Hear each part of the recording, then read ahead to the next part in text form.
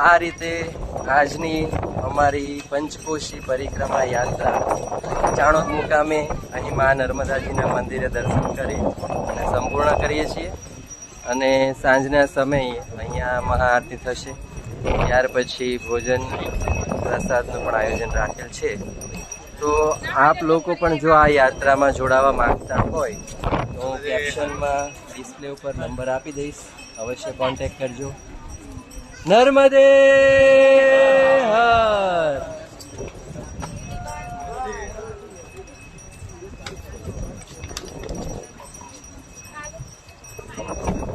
તો યાત્રા પૂરી કરી અને હવે અમે બધા મિત્રો મૈયામાં સ્નાન કરવાનો વિચાર કરી રહ્યા છીએ.